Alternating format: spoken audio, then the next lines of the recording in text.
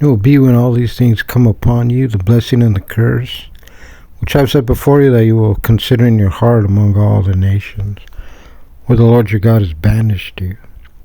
You will return to the Lord your God with all your heart and with all your soul, and you will listen to his voice, according to all that I am commanding you this day, you and your children.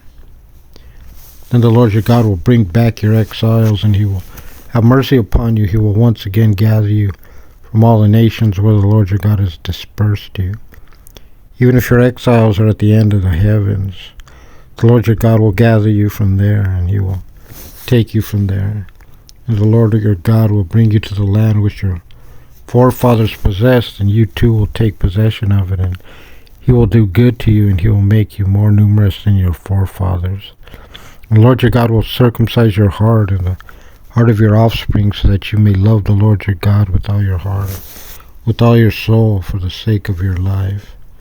The Lord your God will place all these curses upon your enemies and upon your adversaries who pursued you. You will return and listen to the voice of the Lord and fulfill all his commandments which I command you this day, and the Lord your God will make you abundant for good in all the work of your hands, and the fruit of your womb, and the fruit of your livestock, the fruit of your soil. For the Lord will once again rejoice over you for good, as he rejoiced over your forefathers.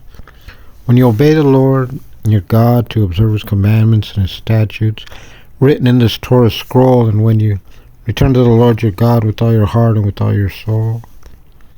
For this commandment which I command you this day is not concealed from you, nor is it far away.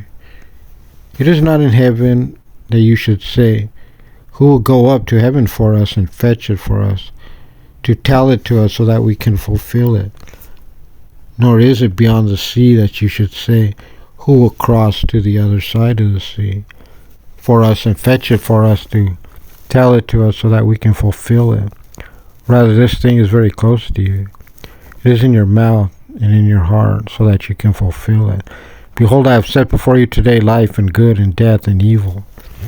Inasmuch as I command you this day to love the Lord your God, to walk in his ways, and to observe his commandments, his statutes, and his ordinances, so that you will live and increase, and the Lord your God will bless you in the land to which you are coming to take possession of it. But if your heart deviates and you do not listen, and you will be drawn astray, and you will prostrate yourself to other deities and serve them, I declare to you this day that you will surely perish, and that you will not live long days on the land to which you are crossing the Jordan to come and take possession thereof. This day I call upon the heaven and the earth as witnesses that I have warned you. I have set before you life and death, and blessing and the curse. You shall choose life, so that you and your offspring will live, to love the Lord your God, to listen to his voice, and to cleave to him. For that is your life and the length of your days, to dwell on the land which the Lord swore to your forefathers, to Abraham, to Isaac, and to Jacob, to give them.